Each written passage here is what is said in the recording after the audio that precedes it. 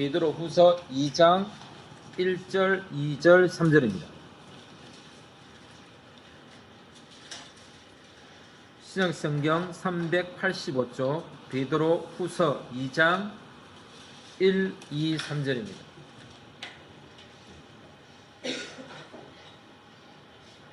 네, 말씀을 같이 읽도록 하겠습니다. 시작.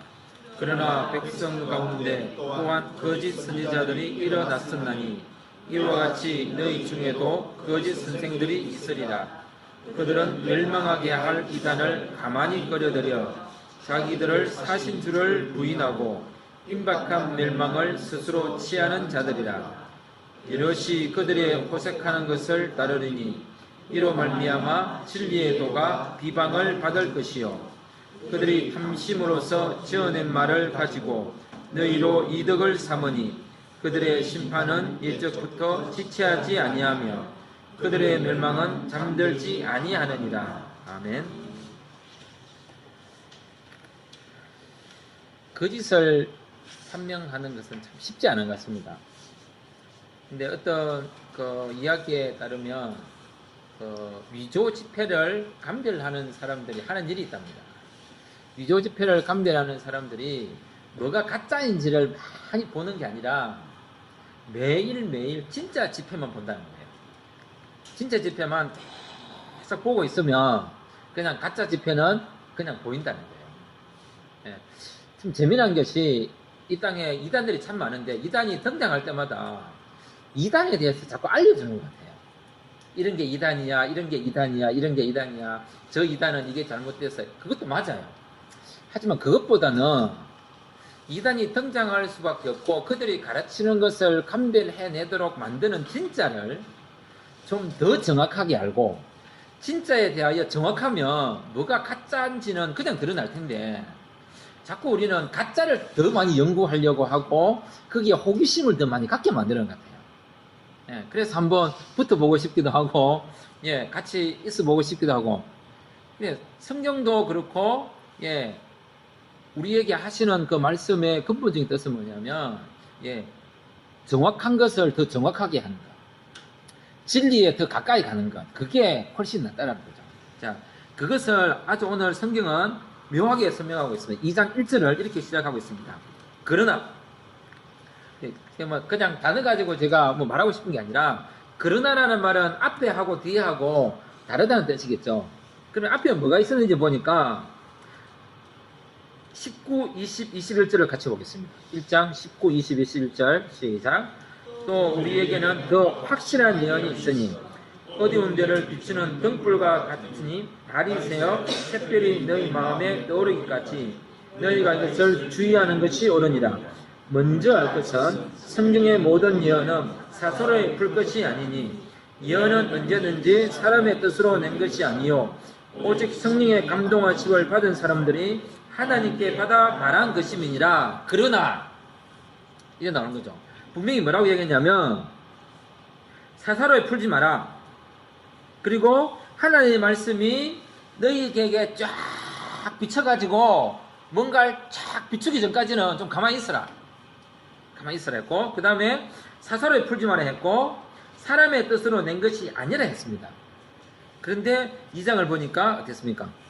급히 서둘러서 성경을 해석했고, 기다리지 않았고, 사사로에 풀었고, 사람의 뜻으로 성경을 말하는 사람이 등장했다고 이야기했습니다. 그 사람들을 거짓 선지자라고 했고, 거짓 선생들이라고 했습니다. 참 재미난 것은 그러나 라고 하면서 백성을 이야기하면서 거짓 선지자와 성경 사이에 이 두 가지를 구분하는 걸 뭐라고 했냐면 가운데라고 해요. 가운데. 그러나 백성 가운데. 잘 생각해 보십시오. 하나님의 백성 가운데 있어야 될 게 뭔지. 그러나 있어야 될 게 하나님의 뜻으로 낸 거, 성령의 감동으로 된 거, 어두운 데서 빛을 비추는 등불과 같은 샛별이 너희 마음속에 쫙 떠오를 것까지 그게 우리 가운데 있어야 되는데 그게 아니고 그러나 뭐가 있냐면 거짓 선지자와 거짓 선생들이 우리 가운데 있다는 거예요. 이거는 교회의 정체성을 허물어 버리는 것 똑같습니다. 내 가운데 있어야 될 거 우리 모임 가운데 있어야 될 게 있는 게 아니라 예언도 아니고 성경도 아니고 하나님의 뜻도 아니고 성령의 감동도 아니고 어두운 데서 빛을 비추는 등불과 같은 거 샛별도 아니고 뭐가 등장했냐면 이런 사람들이 등장한 거죠. 자신들의 사신주를 부인하고 스스로 멸망을 취하고 그 다음에 이익을 도모하며 진리의 도를 비방받게 하고 호색하는 것을 따르고 탐심으로 지어내는 말을 하고 하는 그런 사람들의 말이 우리 가운데 들어와 있는 거예요. 이렇게 딱 명백하게 참과 거짓이 구분되어 있으면 우리 가운데 있는 걸 누가 걱정하겠습니까? 위조 지표라는 것은 그럴싸한 거죠. 두 개를 놓고 보면 구분하기 힘듭니다. 가짜인지 진짜인지 모르죠. 사람들은 그런 말 합니다. 이게 똥인지 오줌인지 뭐 된장인지 뭡니까? 똥인지 뭐 먹어봐. 아니 진짜 그럴싸한 거는 안 먹어보면 모릅니다. 진짜 그럴싸하게 보는 거는 그런 형태가 있기 때문에 명백하게 주님을 부인하게 만들고 명백하게 임박한 멸망을 스스로 취하게 하고 그냥 명백하게 호색하게 하고 명백하게 진리의 도를 비방받게 하고 명백하게 탐심으로 지어낸 말을 하고 이득을 취하고 도둑같이 한다면 네 가짜야, 거짓 선생이야, 거짓 선지자야 하겠지만 교묘한 말로 그 다음에 감언이설로 달콤한 말로 화려한 말로 논리적인 설명으로 다가오면 우리 가운데 그게 자리를 잡게 된다는 사실입니다. 그래서 성경은 1장에서 계속 믿음, 그리스도를 아는 지식, 하나님을 알아감, 그분의 뜻에 머문, 그 모든 것을 확정하고 모아놓은 게 바로 하나님의 말씀이라는 것입니다. 이 말씀이 우리 가운데 빛을 비추고 예수 그리스도의 능력에 의하여 드러날 때까지. 그래서 어떻게 보면 성경을 읽으면서 이게 나쁜 거라고 보기는 어려워요.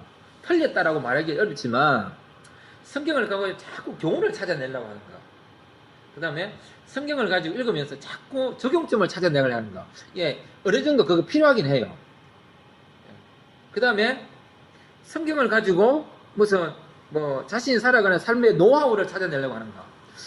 그게 틀린 것은 아니지만 19절을 읽어보면 좀 묘한 감이 있습니다.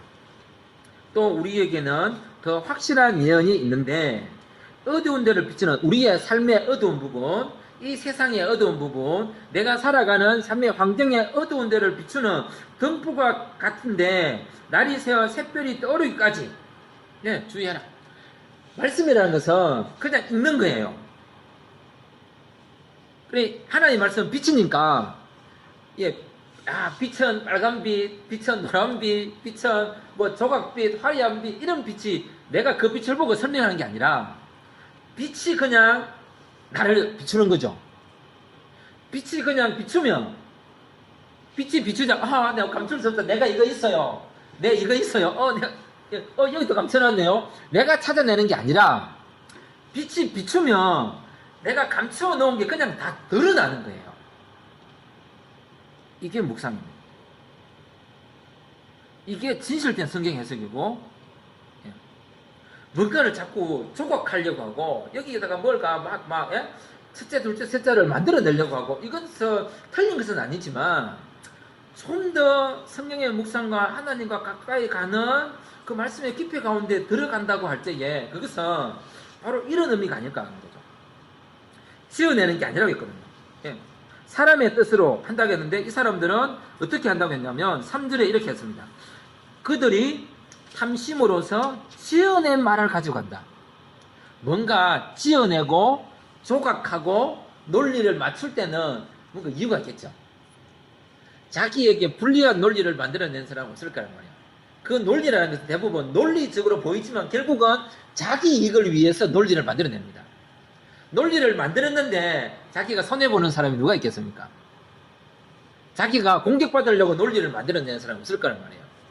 내가 살고 그 다음에 타인을 살리려고 하는 사람이지 타인 살리고 내가 죽기 위해서 자기 논리를 만들어내는 사람이 없을 거란 말이에요. 모든 사람은 결국 그 논리나 지어내는 그런 것들이 뭐냐면 결국 자기 탐심으로 갈 수밖에 없단 말이에요. 근데 성경은 뭐라고 이야기했냐면 이렇게 얘기합니다. 사사로이 풀지 말고 사람의 뜻으로 낸 게 아니라 하나님의 감동, 성령의 감동이 그냥 쫙 드러나도록 해라. 그래서 21절에 이렇게 이야기합니다. 예언은 언제든지 사람의 뜻으로 된 것이 아니요 오직 성령의 감동하심을 받은 사람들이 하나님께 받아서 말한 것이다. 지어낸 것이 아니라는 거죠. 그러니까 우리 가운데 뭐가 있냐는 거예요. 그러나를 중심으로 해가지고 우리 가운데 뭐가 들어와 있는지를 살펴볼 필요성이 있습니다. 정말로 그 빛이 그냥 비추는 거죠. 예. 숨어 있고 싶어서 그냥 보이는 거예요. 예.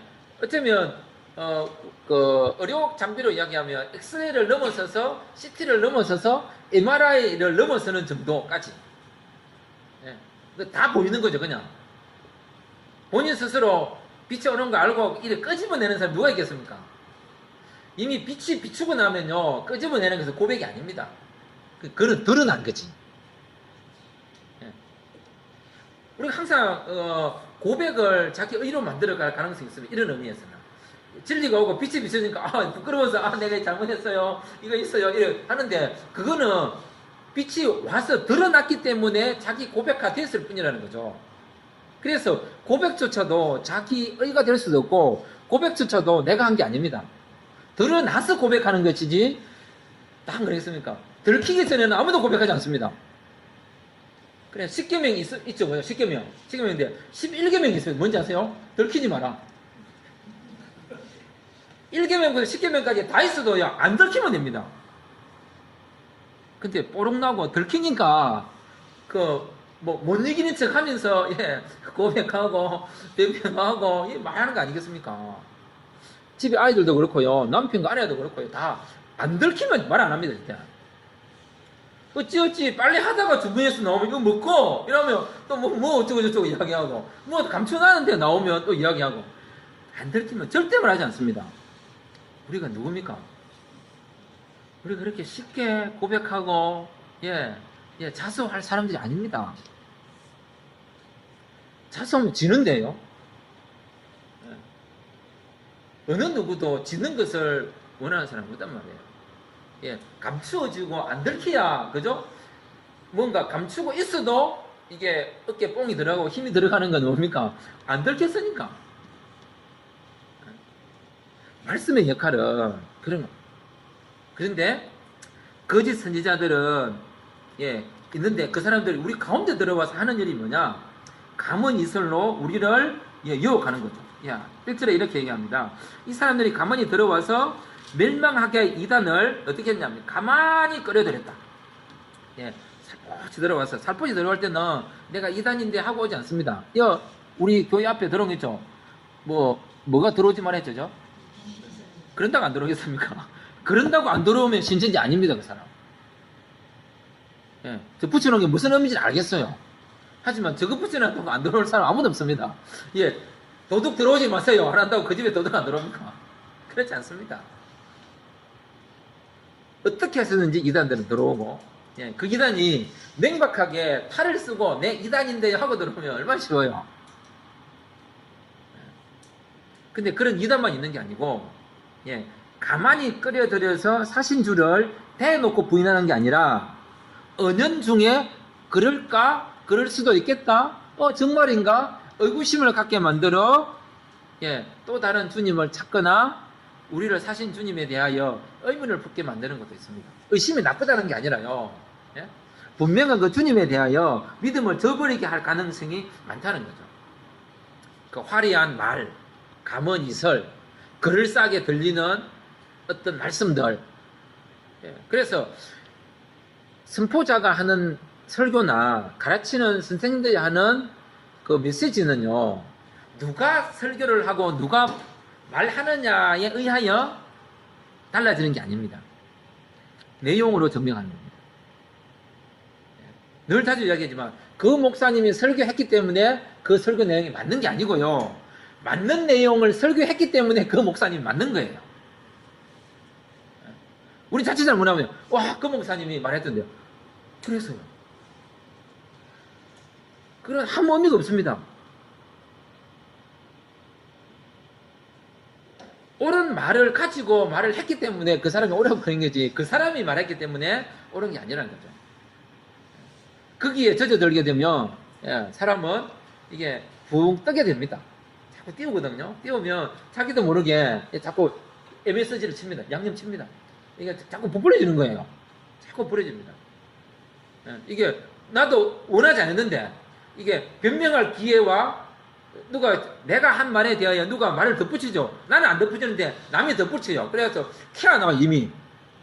그걸 보면 이거는 아니에요라고 말해야 되는데 말할 기회를 놓치게 되고요. 그냥 우물쭈물 하다가 그냥 파일이 더 커져버려요. 빵이 자꾸 커지는 거예요. 근데 그 모든 커진 빵이 원래 내가 한 일처럼 만들어져 버리는 것이 사람의 일입니다. 그게 다 뭐냐면 이게 바로 지어낸 말들입니다. 예수님은 분명히 아라고 이야기했는데 이게 자꾸 막 커지는 거예요. 그냥 녹여보면 이게 전혀 다른 색깔이 되어올 수 있고 나중에 보면 또 그거나 매치나 엎어치나 뭐가 다르냐 라고 갈 가능성도 많습니다. 조금 이게 다른 내용일지 모르지만 오늘 제가 잠시 이런 생각을 해봤습니다. 교회가 내가 사는 집보다 더 좋다면 과연 그게 무슨 의미일까? 뭔가 좀 설명할 수 없는 그 느낌이 다가왔습니다. 교회 성도들이 많은데 그 성도들 개개인이 살고 있는 집보다 교회가 훨씬 더 화려하고 좋다면 그걸 어떻게 설명해야 될까? 옳고 그름의 문제가 아니라 교회보다도 더 가난한 성도가 있다면 그런 사람들이 훨씬 더 많다면 그걸 어떻게 받아들여야 될까? 이런 것들이 어쩌면 모르겠 이단이라 하거나 거짓 선생이라 말하고 싶지 않아요. 뭔가 좀 설명하기 불편하다. 하나님의 복음과 관련해서 누군가의 행동, 누군가의 삶, 어떠한 결과를 놓고 볼 때에 설명은 가능한 것들이 많아야 됩니다. 변명할 수밖에 없고 뭔가 끌어들여와 가지고 억지로 설득을 시켜야 되는 행동과 결과라면 그것은 좀 의심해 볼 필요성이 있지 않겠나. 거짓 선생들이 하는 일들이 그랬습니다. 자기가 하는 행동에 대하여 어떤 설명을 붙여야 했고요. 예수님은 자신의 행위에 대해서 설명해보다 보이셨습니다. 일을 하다 라면 이렇게 하실 거요. 그를 하다 하면 그렇게 하셨습니다. 거짓 선생들은 그렇게 하지 않았습니다. 왜? 3절에 이렇게 얘기합니다. 그들은 탐심 때문에 탐심. 왜 교회의 성도들 집보다 교회가 더 좋아지냐고? 탐심이죠. 그렇다고 뭐 비세고 뭐 허술하고 뭐 이런 말이 아니에요. 뭐 깡통교회 만들어라. 뭐 어떤 전주에 가면 깡통교회 있는데 그게 뭐 표본이라 말하고 싶진 않아요. 그런 게 아니라 어쨌든 설명 가능해야 되거든요. 이해 가능해야 되고. 그런 것으로 만드는 이유가 뭐냐? 그건 다 탐심 때문이다. 그리고 다시 이야기합니다. 지어낸 말을 탐심으로서 지어냈기 때문에 뭘 만들었냐? 자신의 이득을 삼는다. 이런 결과 앞에서는 진짜 2장 1절이 시작되는 그러나와 2장 1절이 시작되기 전에 20절, 21절의 말씀과 거짓 선지자들, 백성들 가운데 이 사이를 설명할 방법이 없습니다. 명백하게 이거는 그러나로 시작하고 있기 때문에 구분되는 것입니다. 말씀은 우리에게 분명합니다. 그렇지 않은 것에 대해서 분명한 입장을 취하고 말을 해야 됩니다. 왜냐하면 거짓 선지자들이 추구하고 거짓 선지자들이 목표하는 것은 분명하기 때문에 2장 1절에서 다시 이야기합니다. 이 거짓 선지자, 거짓 선생들은 궁극적인 목적이 뭐냐? 바로 자기들을 사신 주를 부인하게 하는 것입니다.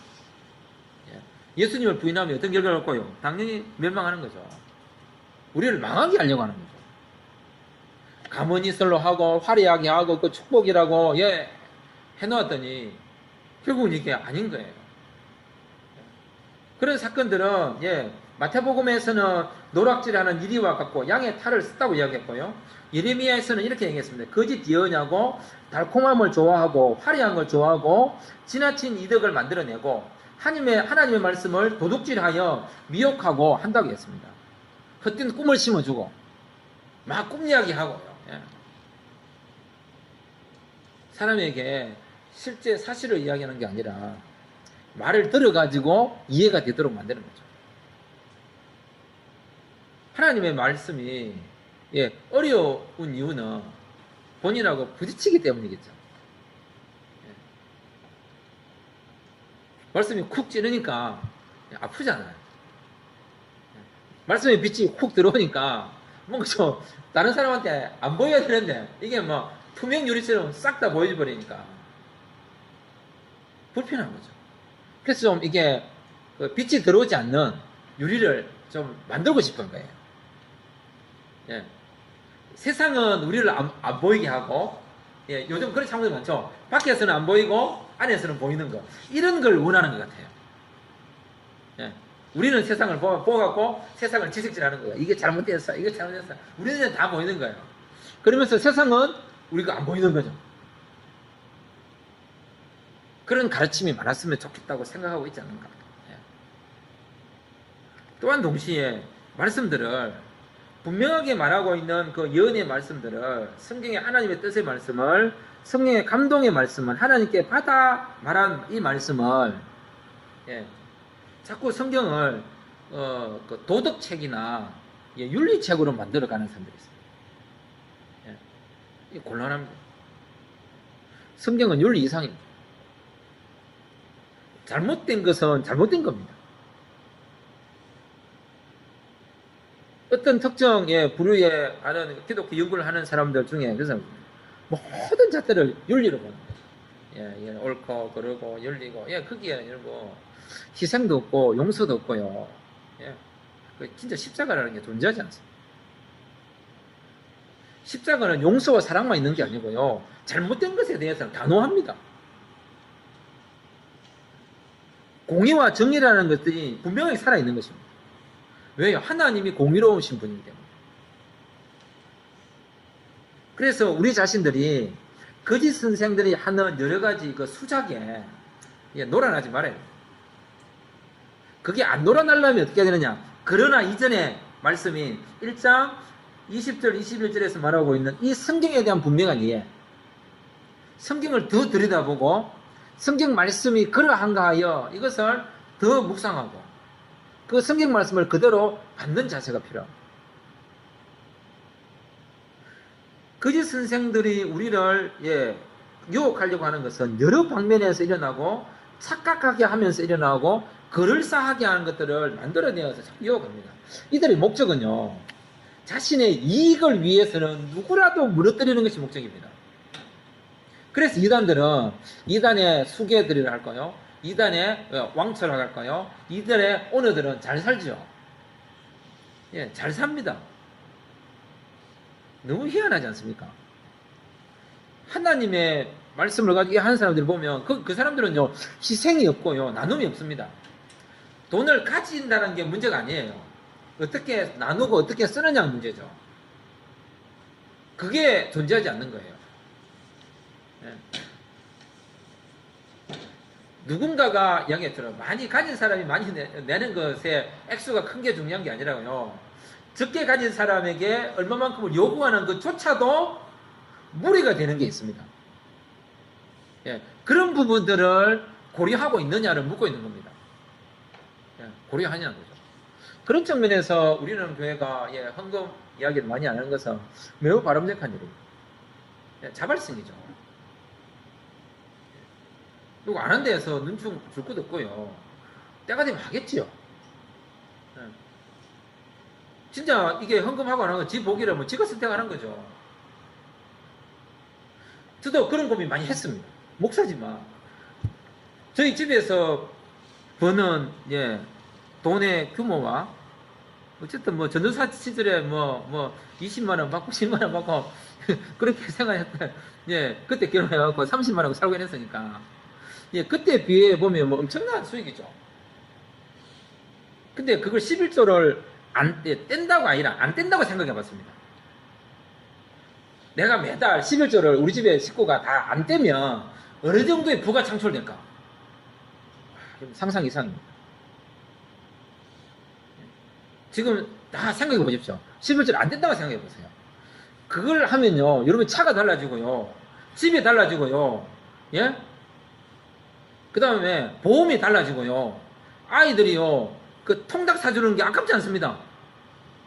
건강이 문제가 아니라요, 뭐 지난달에 뭐 또 먹어야 되나? 아니 어제 먹었는데 또 사줄 수 있습니다. 그게 아무것도 아닌 게 아니거든요.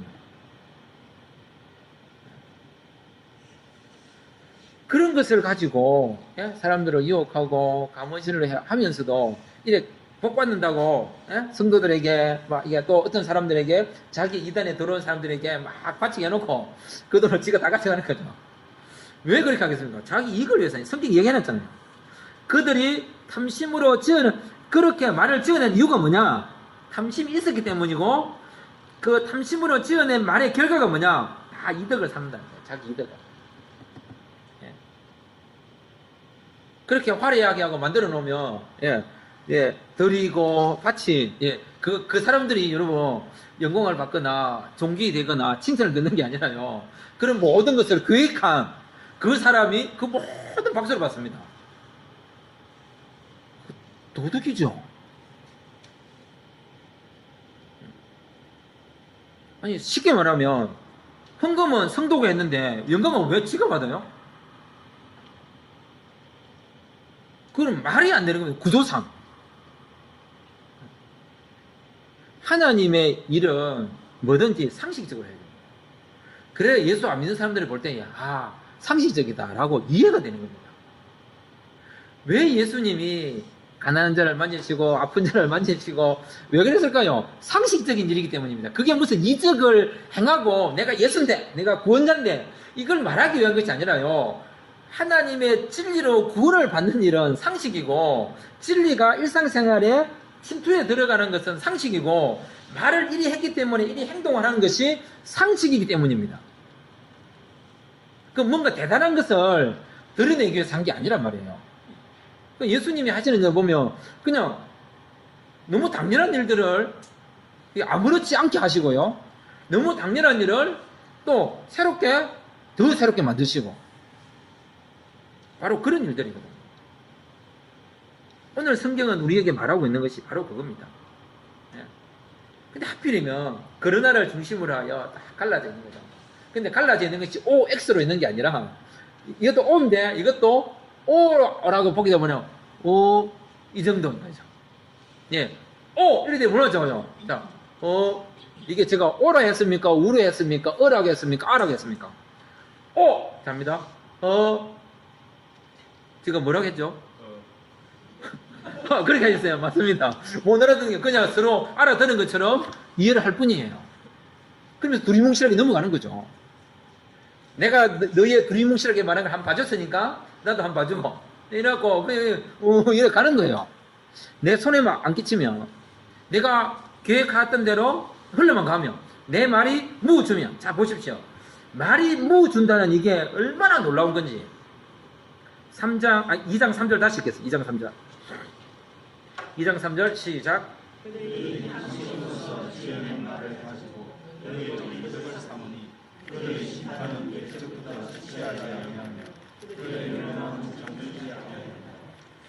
요한복음 1장 1절을 보겠습니다.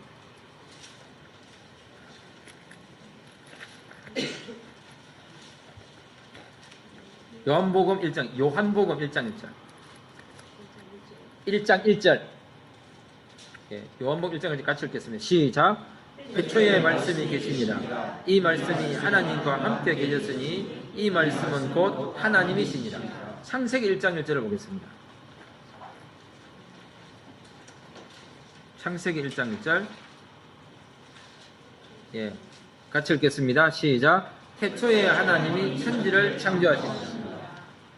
하나님께서 말씀으로 자신이 지은 말로 세상을 만드셨습니다.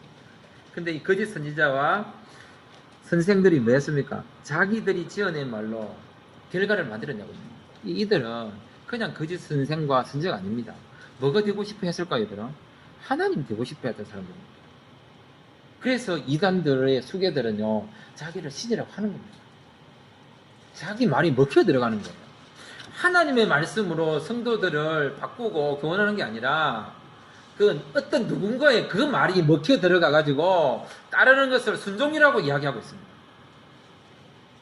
지금 거짓 선생과 거짓 선지자들이 하고 있단 말이죠. 자기들이 지어낸 말로 결과를 만들어내고 있어요. 그러면 내가 지어낸 말로 그 결과를 만든다면 이 사람은 사람이 아니라 신입니다. 하나님의 말씀이 내 속에 들어와 나를 조성하고 빚어서, 예? 그런 적 누구든지 그리스도 안에 있으면 새로운 피조물이 되어야 되는데, 이게 이 새로운 피조물이 말씀으로 조성되어 성령의 감동으로 인도를 받는 사람이 아니라 누군가가 지어낸 말에 의하여 조정을 받고 이해가 가능한 거예요.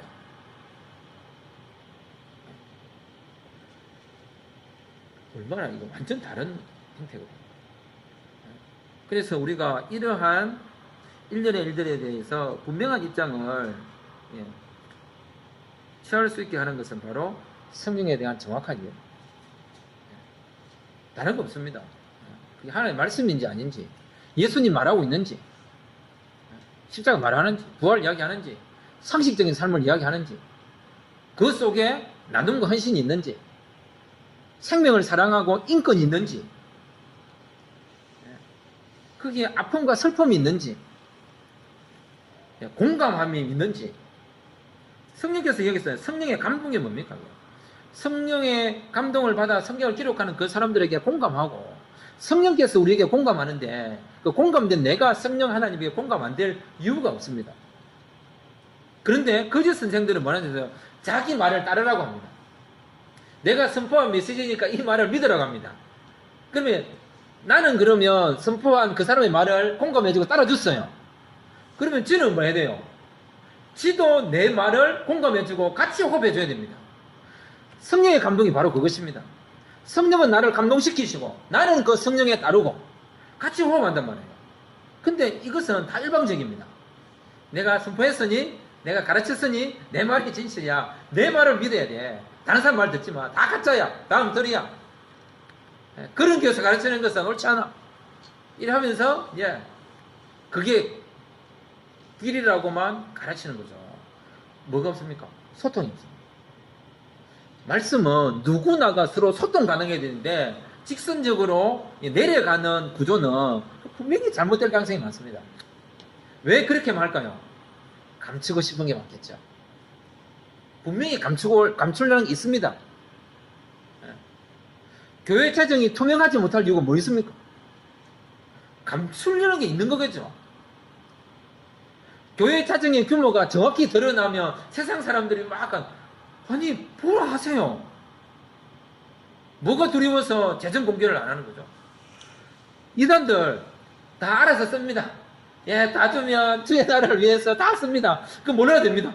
시키는 대로 봉사하고 헌신하고 아멘하고 그러면 됩니다 라고 가르칩니다. 이래 했겠죠. 왜? 탐심으로 지어낸 말은 이득에 도움이 되는 결과를 만들어내야 되니까. 자기가 창조자니까 빛이 있으라 하시면 빛이 있었고, 그래서 보시기에 좋았더라. 거짓 선지자와 이단 선생이 내가 말을 하니 따르는 무리가 따르고 순종하는 모습을 보며 좋다라고 할 거 아니에요. 공개하라.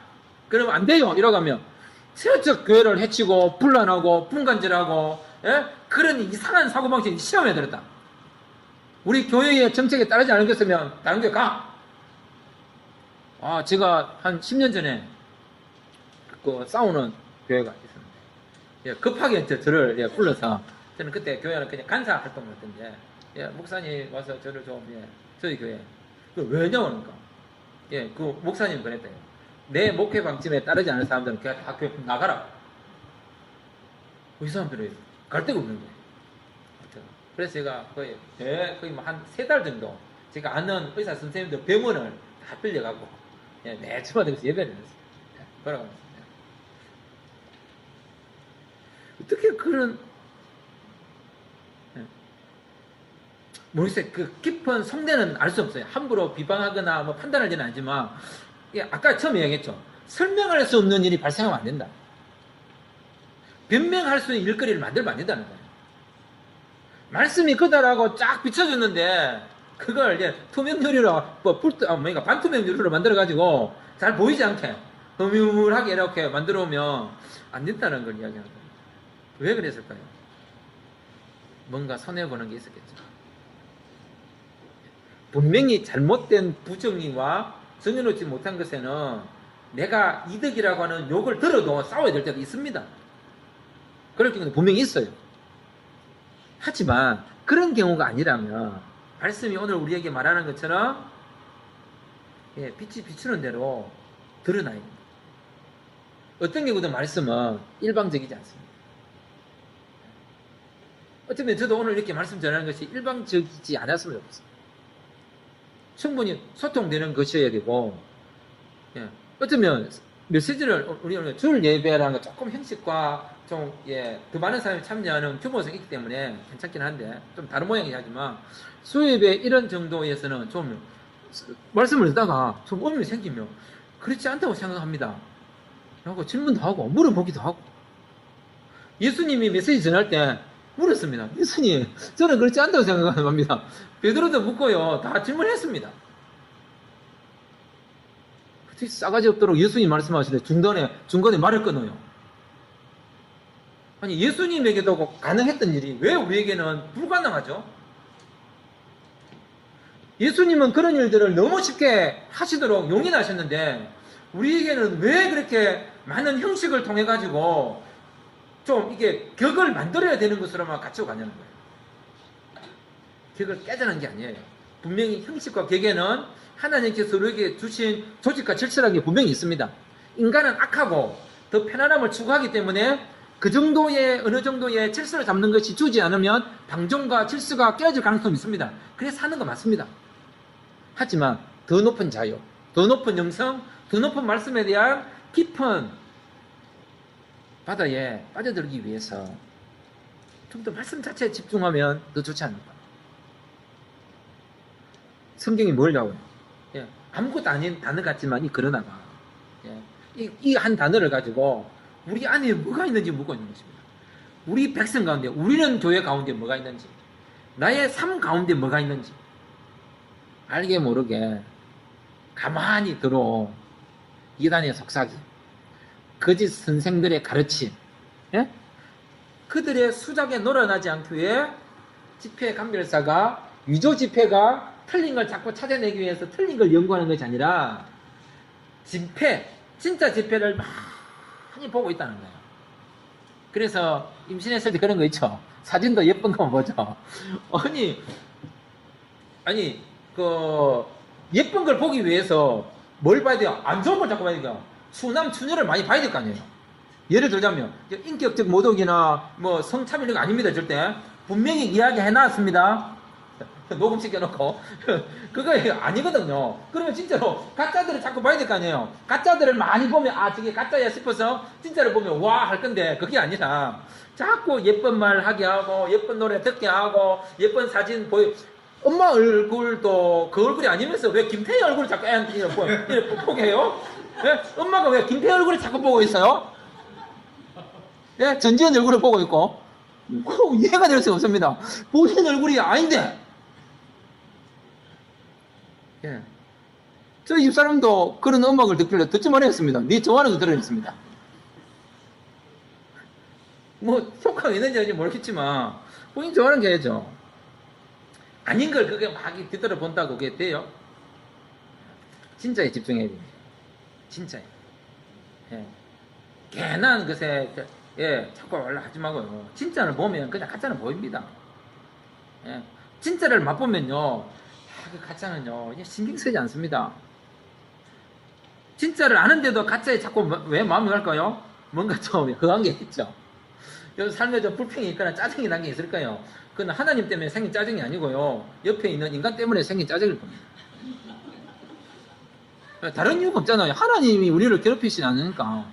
왜 가만히 있는 하나님을 건드리세요? 하나님 화나시게 왜 가만히 있는 나를 우리 살아가면서 그러잖아요. 건드리면 너를 왜 그러냐고 가만히 있는데 진짜에 집중해야 됩니다. 진짜. 그래서 성경을 많이 읽으셔야 돼요. 설교를 많이 듣는 게 중요한 게 아니고요. 성경을 많이 봐야 됩니다. 그리고 성경은 저는 여기 해석하지 마시라고 그냥 읽으시라고. 그러면 이 말씀의 빛이 그냥 나를 비출 거예요. 비추면 비추는 대로, 드러내면 드러내는 대로 그냥, 그래 내가 이제 결정해야 돼요. 다 고백할 건지 조금만 고백할 건지. 하나님한테 다 고백하기도 쪽팔리잖아요. 하나님이 내한테 베풀어진 은혜가 있는데 어떻게 양심불량을 어떻게 그걸 다 고백해요? 다 고백할 수 없어요. 미안하잖아요. 하나님이 내게 베풀어진 은혜가 얼마나 큰데, 그죠? 배은망덕하게. 예, 본인이 드러낼 수 있는 만큼 드러내십시오. 고백이라는 것도요, 다 단계가 있습니다. 각 사람마다 다 드러내야 될 때가 있고요, 천천히 해야 될 때가 있습니다. 예, 그래서 신앙 고백도 객기 부리는 게 아니거든요. 어떤 사람들 보면은 신앙 고백을 객기를 부려요. 와, 내가 은혜 받았으니 막 다 까발려야지 막. 그래갖고 싹 까발려갖고 사람들 지금 뭐지? 더 사람들 시험에 들게 만듭니다. 예, 안 들었을 때는 그냥 은혜로 왔는데, 분위기 좋았는데, 그건 잘 모르겠어요. 이게 잘하는 건지 이게 잘하는 건지 저는 판단 못 하겠어요. 왜? 지금 하나님이 아니니까. 근데 조심 좀 해야 돼요. 예. 그거 순간이 있는 거거든요. 예. 다 지혜롭게 해야 돼요. 지혜롭게. 그래서 더 성경에 집중했으면 좋겠습니다. 더 성경에 집중하지 않은, 예, 사태 때문에 거짓 선지자들의 유혹받았고요, 거짓 선생들이 가져온 그 말에 유혹을 받아 다 무너졌습니다. 그걸 하지 않기 위해서 성경을 더 볼 수 있도록 기도하겠습니다.